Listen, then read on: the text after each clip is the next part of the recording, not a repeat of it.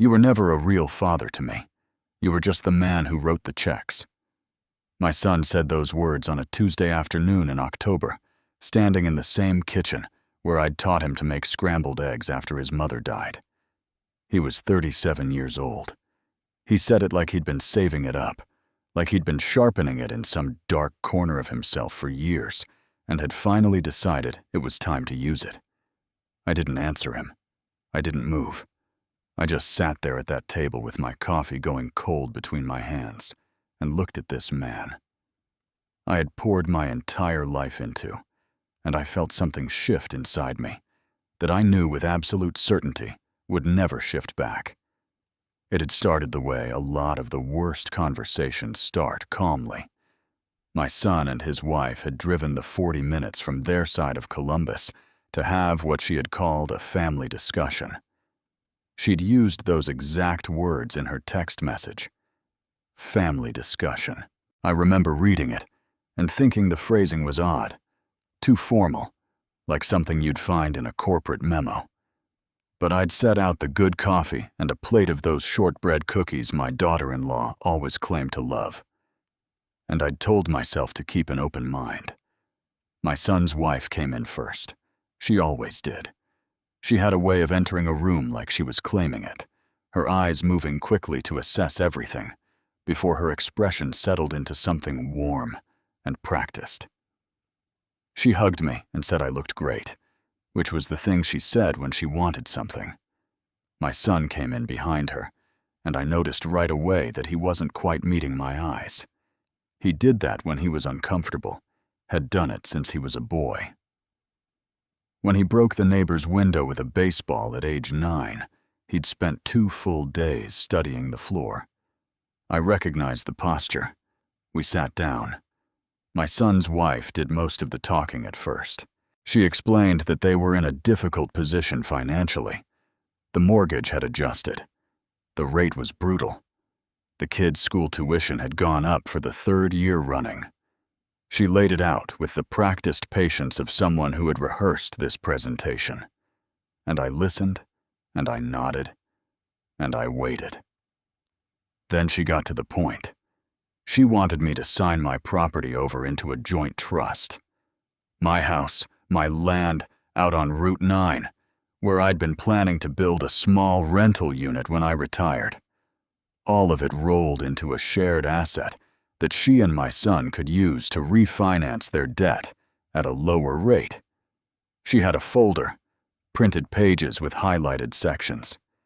She slid it across the table toward me like a real estate agent closing a deal. I picked it up. I read it carefully. Then I set it down, I clears throat, told them I should talk about their monthly expenses before we talked about restructuring my assets. I told them that I'd been helping with their mortgage for almost 4 years, close to $900 a month, and I'd been glad to do it, but that I was worried the underlying problem wasn't the interest rate. I asked them as gently as I knew how, whether they had sat down recently and looked at where everything was actually going. My son's wife went quiet in a very specific way, the kind of quiet that isn't peace, but pressure. She set her coffee cup down without drinking from it. "Harold," she said, "we didn't come here for a lecture. I told her I wasn't lecturing. I was asking a question. You always do this," she said. "Every time we need your support, you turn it into some kind of performance review. We're your family, not one of your job sites." I tried again. I said I loved them. I said I wanted to help. I said that was exactly why I was suggesting we look at the full picture before making any decisions about my property. That's when my son stood up. I'd seen my son angry before. He had his mother's eyes and his grandfather's temper. And when those 2 things combined, it could fill a room. But this was different. This wasn't the flash of hot emotion I recognized from 25 years of raising him. This was something slower, something that had been sitting under the surface for a long time. "You know what your problem is?" he said. "You've always thought you were the smartest person in every room. You built your little business. You paid your bills.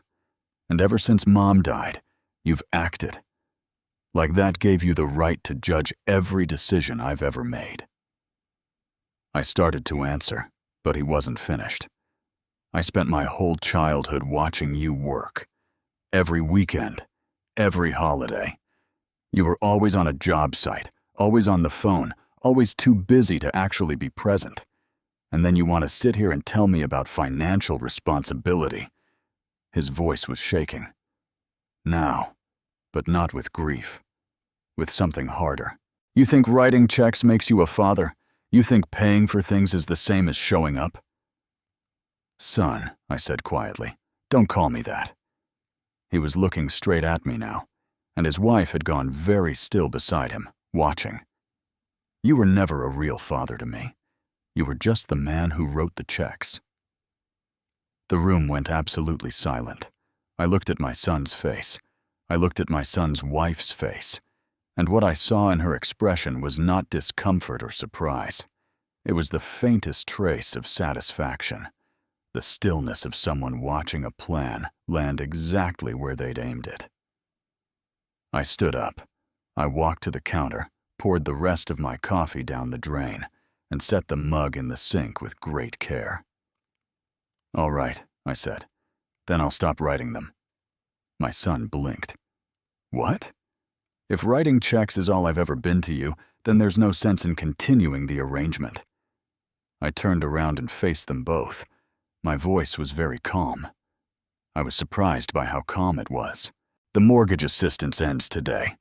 The car insurance I've been covering for your wife ends at the end of the month. The account I set up for the kids' tuition, I'll redirect that to a separate fund in their names that neither of you can access until they're 18. My son's wife stood up slowly. "Harold, you're being ridiculous." "I'm being accurate," I said. "Your husband just told me I was never a real father. I'm choosing to agree with him. Fathers have obligations. Men who just write checks do not. This is insane." My son ran his hand through his hair. I was venting. I was frustrated. "You can't just... I think you should both go home now." I picked up the folder she'd brought and held it out to her. "I won't be signing this." She took it without looking at me, and something moved across her face that was very far from the warmth she'd walked in with. My son stood there for another moment, as if he expected me to take it back, to soften, to be the man who always eventually came around. When I didn't, he followed his wife to the door. I watched their car back out of my driveway from the kitchen window. Then I sat back down at the table in the quiet, and I let the full weight of what had just happened settle over me. 25 years. Lena had died of ovarian cancer in February of his 12th year. And from that day forward, I had reorganized every corner of my life around making sure our son didn't lose more than he'd already lost.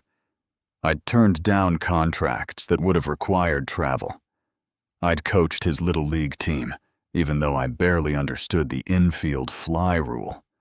I'd sat through every school conference, every rough patch, every bad girlfriend, every moment of a young man finding his footing.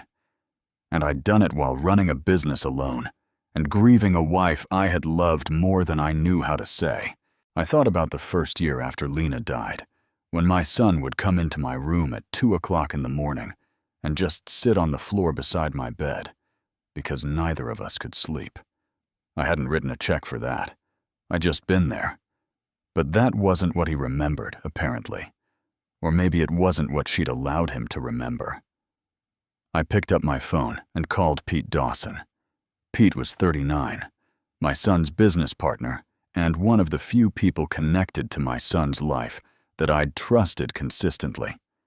His father, Frank, had worked for me for 15 years before retiring, and Pete had grown up in and out of my house the same way my son had grown up in and out of theirs. He answered on the 3rd ring. I told him what had happened. Not all of it, but enough. Pete was quiet for a moment, and then he said, "Harold, I have to tell you something, I've been trying to figure out how to bring this up for about 2 months. I told him to go ahead. Brianna has been talking to a real estate attorney, Pete said carefully. Not about your property specifically, at least not that I know of, but she has been looking into what it would take to have you declared financially incompetent. Something about how you've been making unusual decisions with your money. There was a pause. I didn't know how to tell Connor without it turning into a whole thing. You know how he gets when it comes to her. I did know. I thanked Pete and told him I'd be in touch. I sat in my kitchen for a long time after that. The afternoon light moved across the floor, the way it did in late October, low and flat and golden, and I thought about the word incompetent and what it would have taken to put that idea in motion. Someone would have had to plant it, tend it, make it seem reasonable. That kind of thinking didn't arrive on its own. The next morning, I called my attorney. Then I called my bank. Then I spent 2 hours on the phone with my accountant, going through every transaction from the past 6 years. And I made a list. It was a long list. Mortgage assistance, close to $44,000 over 4 years. Car payments, insurance, the emergency loan when my son's HVAC company lost a major contract 3 years ago. The down payment I'd helped with on their house before the list went on. The total was larger than I'd fully reckoned with while I was living inside it. And seeing it laid out in black and white produced a feeling I hadn't expected. Not anger, something colder and more clarifying than anger. I also made a second call to my attorney, a different kind of call about updating certain documents. On Thursday, my neighbor Diane appeared at my back door with a pan of lasagna and the particular expression she wore when she was delivering sympathy with information attached. She'd heard. She said the whole street had heard. She was so sorry. She'd always thought my son's wife was a bit much, but she'd never wanted to say anything because it wasn't her place. But honestly, I thanked her for the lasagna and let her talk for 12 minutes by the kitchen clock. On Friday, my old friend Frank Kalulton came by without calling ahead, which was how Frank operated when something was serious. He sat down across from me with his coat still on and said, "You doing okay, Harry?" I told him I was doing fine. "P told me some of it," Frank said. "Not all of it, but some." He looked at me steadily. "That boy of yours has got his head turned around. I've been watching it happen for 6 years, and I didn't say a damn word, and I'm sorry for that." I asked him what he'd seen. Frank thought about it for a moment, the way he always did when he wanted to make sure he was being fair. "She isolates," he said finally. "Subtle, like she doesn't make scenes. She just slowly creates a version of events where the people who love him most are the people standing in the way of his happiness. Over enough years, it sticks." He paused. "My son's worried about the business. She's been pushing Connor to buy her out of a side project they did together, but the numbers don't add up, right? Pete doesn't want to accuse her of anything without knowing more." I told Frank about the financial incompetency conversation Pete had mentioned. Frank's jaw tightened. "Lord Almighty," he said quietly. We sat with that for a minute. "I'm not going to chase him," I said. "I want to be clear about that. I'm not going to beg my son to believe what he knows in his bones if he's decided he'd rather believe something else." Frank nodded slowly. "I know, but Pete's going to keep his eyes open. And I'm telling you, Harry, when the thing breaks, it's going to break fast." He was right. It took 11 days.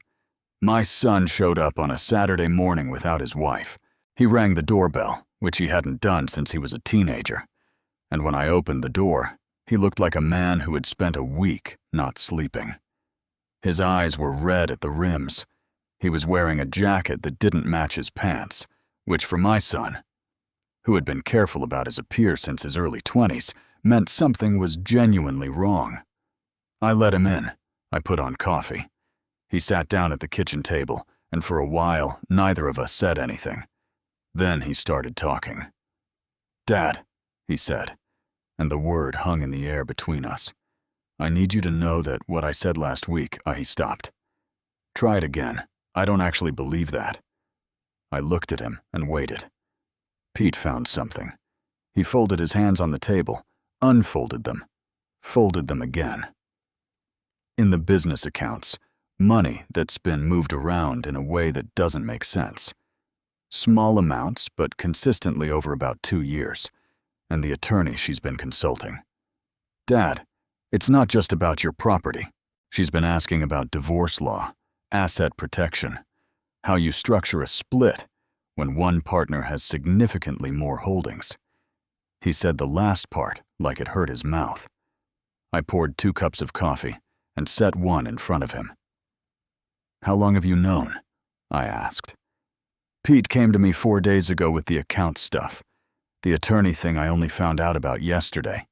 I found a folder in her car."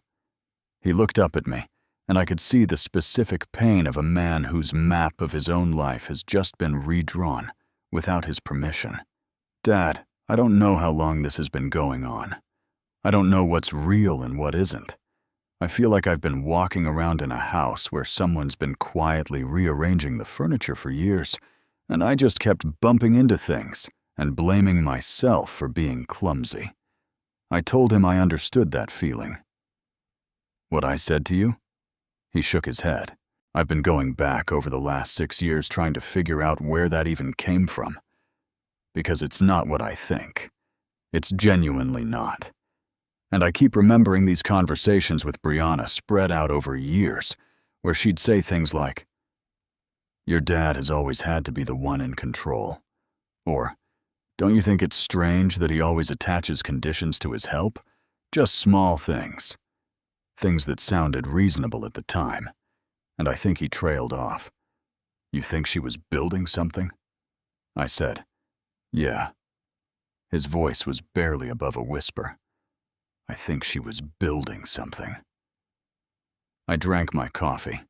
I looked at my son, this man who had come into my room at 2 o'clock in the morning when he was 12 years old, because the world had taken his mother, and the dark was too big to handle alone. And I felt something that was complicated and real and not easily named. 'I need you to understand something,' I said carefully. 'I believe that you're sorry. I believe that you're telling me the truth right now. But what happened in this kitchen 10 days ago is not something I can simply set aside. You said what you said.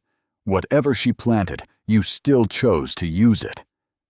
He flinched. 'I'm not your enemy.' I continued. 'I'm not interested in punishing you, but I need you to understand that my response wasn't a tantrum. It wasn't dramatic. I made decisions about my own life based on information you gave me, and those decisions stand until I decide otherwise.' He nodded slowly. 'I know I'm not asking you to fix everything today. I'm asking if we can fix us at whatever pace that takes.' I told him I thought we could, and I meant it. But I also told him there was something we needed to do first. My son looked at me. 'I need to have a conversation with your wife,' I said. 'You, me, and her. In this house, in this time, the truth comes out. All of it.' He was quiet for a long time. Then he said, 'She won't come willingly.' 'Then you need to decide,' I said, 'whether you're going to make her.' He drove home that afternoon, and I sat with the uncertainty of not knowing which way he'd land. I had laid out the terms as plainly as I knew how. What he did with them was his. My daughter-in-law called me herself that evening. 'Harold,' she said, her voice carrying the particular tone she used when she was performing reasonableness. 'I think there's been a lot of misunderstanding on all sides. I want to clear the air.' I told her Sunday afternoon at 2 o'clock worked fine.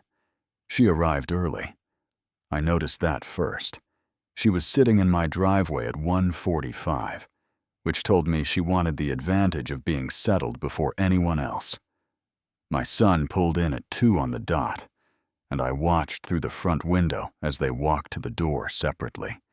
The small but unmistakable distance of two people who had been in a significant argument and had not resolved it. I opened the door before either of them could knock. We sat in the living room this time, not the kitchen. I had set 3 chairs at careful angles. No folder on the coffee table, no cookies. My son's wife noticed the absence. I want to start by saying she began. That I understand feelings were hurt. Connor was out of line in what he said to you, and I think he's told you that. She glanced at my son, who was studying the middle distance. I also think you've been very reactive in a way that's caused real harm to your grandchildren, pulling their tuition account, cutting off support without any warning. The grandchildren's tuition is protected in their names. I said, it's you and my son who no longer have access to it, not them. She paused, recalibrated. Still, the message it sends to the kids. Let's talk about the message it sends, I said. Let's talk about the conversation you had with a real estate attorney about having me declared financially incompetent. The room changed. My son's wife very carefully did not look at my son. I was exploring options, she said after a moment. I was worried about your decision-making. You've been making some unusual moves with your assets, and I was concerned. What unusual moves? Another pause. The way you restructured your will last year. The way you've been. I'd like to hear specifically what concerned you, I said. She shifted in her chair. Harold, I don't see how relitigating all of this is productive. Then let's talk about something else. I picked up a single sheet of paper from the side table and held it out. She didn't take it, so I set it down on the coffee table facing her. That's a summary of the financial support I've provided to your household over the past 6 years. I went through it with my accountant. The total, including the down payment assistance, is just under $112,000. My son looked at the paper. I never kept a running tally, I said.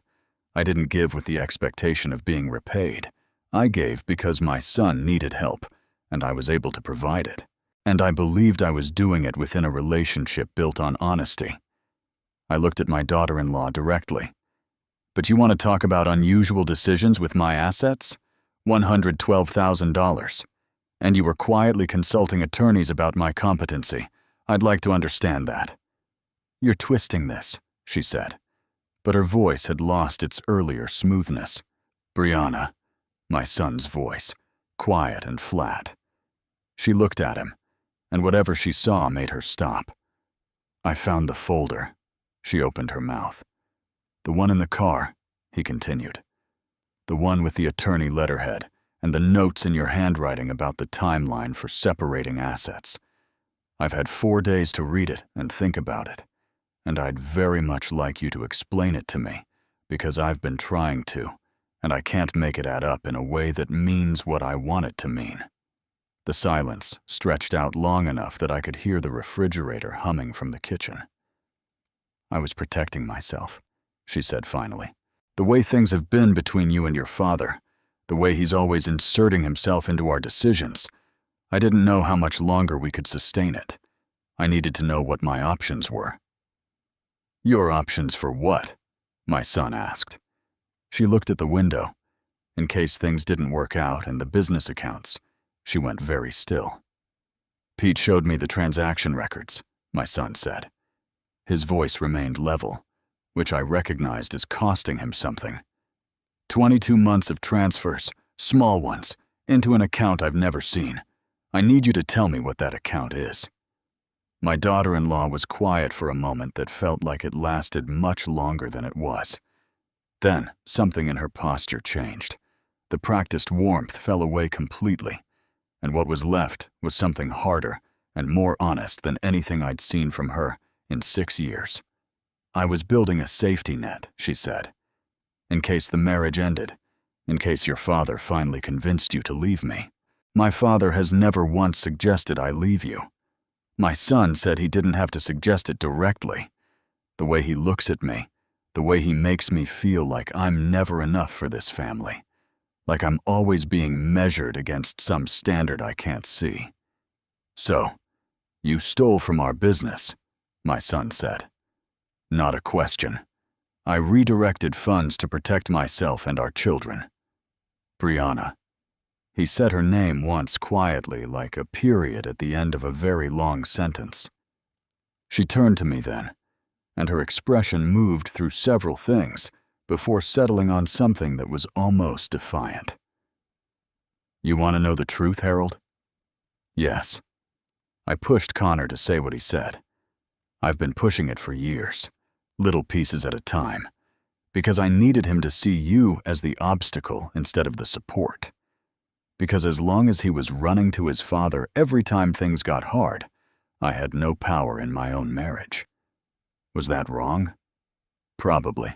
But you sat in your perfect house with your perfect memories of his dead mother and made me feel like an outsider in my own family for 6 years. The room was very quiet.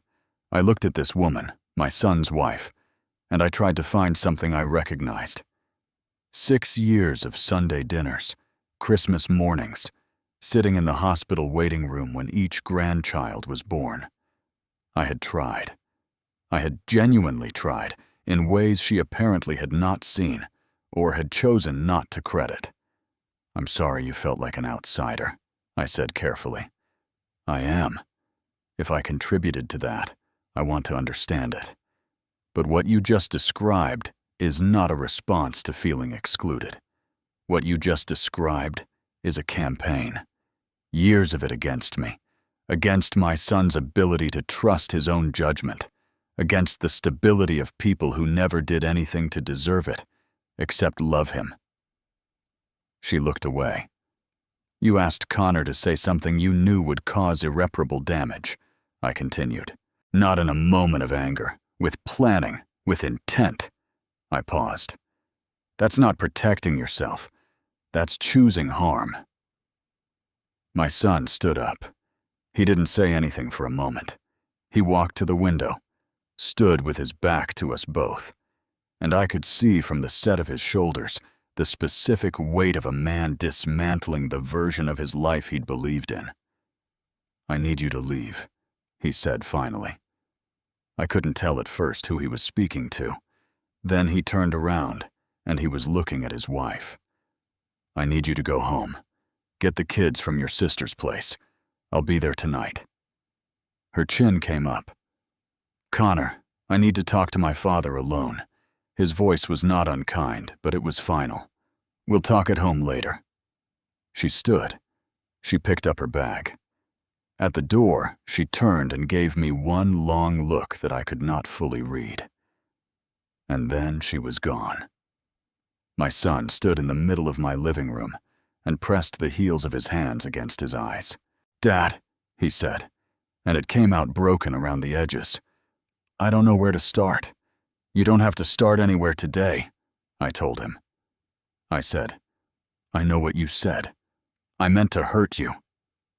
His voice cracked. That's the part I can't get past.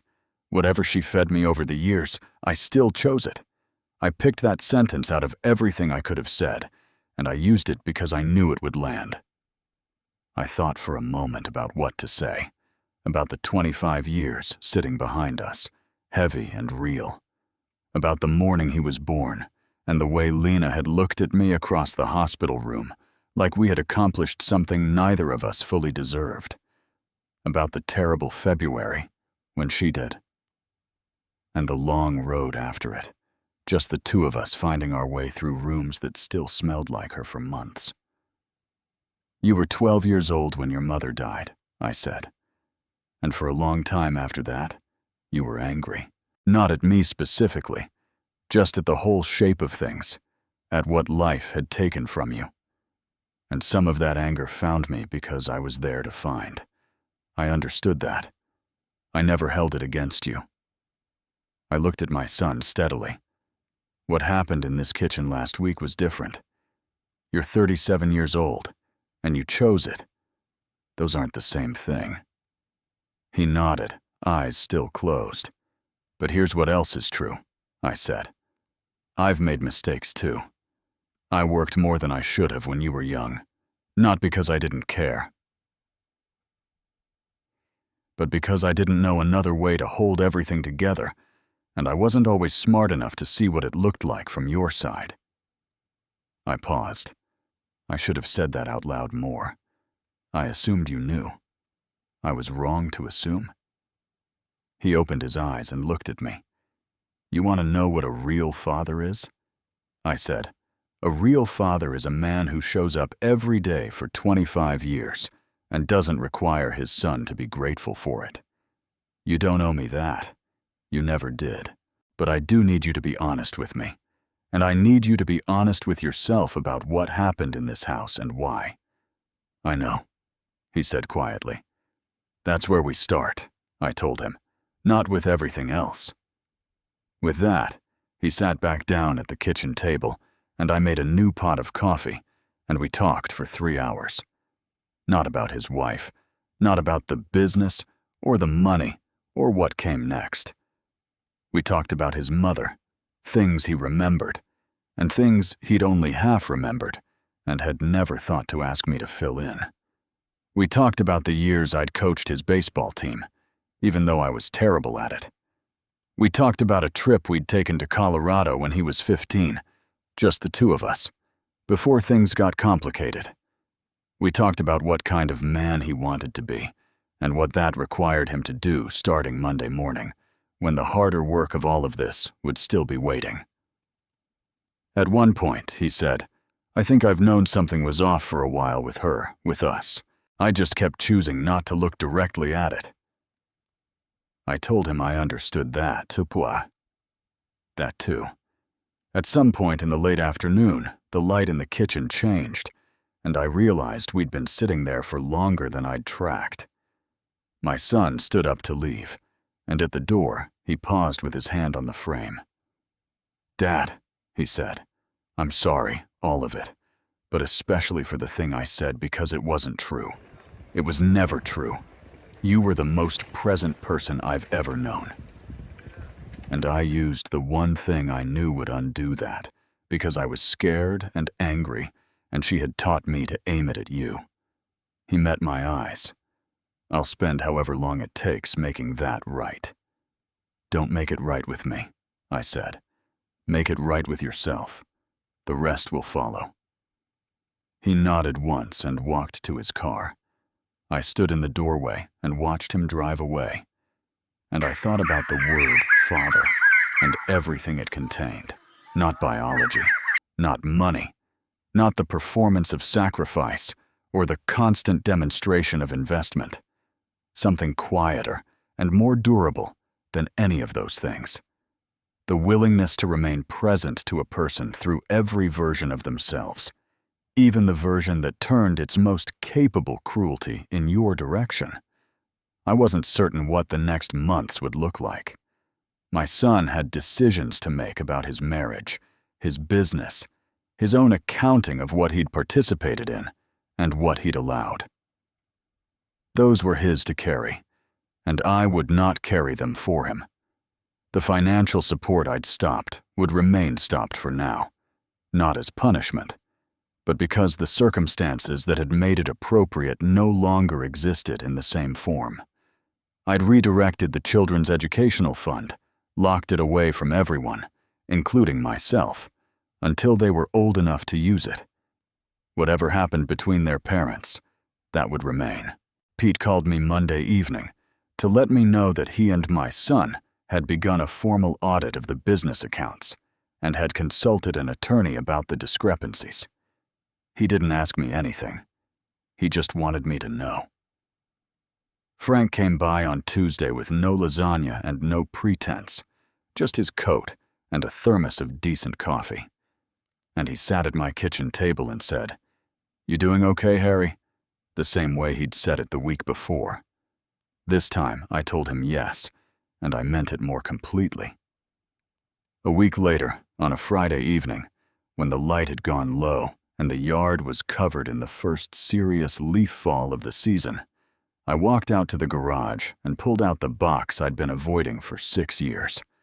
Lena's things, the ones I'd never been able to fully sort through. Letters, photographs, the small red notebook where she'd kept her garden plans each year, lists of seeds and bloom time, and her careful handwriting. I'd kept them sealed because opening them had always felt like something I needed to be ready for, and I was never quite ready. But sitting in the garage with the leaves coming down outside and the quiet of the house behind me, I realized I'd been waiting for a readiness that wasn't coming. The readiness was just the doing of it. I opened the box. I didn't find anything I didn't already know. I found her the way she always showed up in the accumulated details of a life in margin notes and grocery lists, and a photograph of the 3 of us at the beach in 1998, where my son was 7 years old and sunburned and grinning so wide it took up half his face. She was laughing at something off camera, and I remembered exactly what it was. Some terrible joke I'd made, and I held that photograph for a long time. I thought about what she would have made of all of it. Lana had been practical and unsentimental in the best possible way, with a directness that occasionally startled people who didn't know her well. She would have said that people reveal themselves when the pressure is high enough, and that what they reveal is always been there. She would have also said that what a person does after the revelation is the only part that actually counts. I put the photograph on the mantelpiece where it had always belonged, and I went inside to start dinner. The house was quiet in the specific way I had come to recognize as honest quiet, rather than empty quiet. The quiet of a life that was mine, built on terms I understood, without anyone else's revision running underneath it, like a current I couldn't account for. My son called that night briefly. He was tired, he said. Things were in motion. He'd talked to me more over the weekend. I told him I'd be here. I meant it the same way I had always meant it, without conditions, without arithmetic, without the need to be thanked for the meaning of it. That was never what it was for. Before you go, subscribe and leave your thoughts in the comments below. I'd love to know what you think. And when you're ready, the next story is just one click away.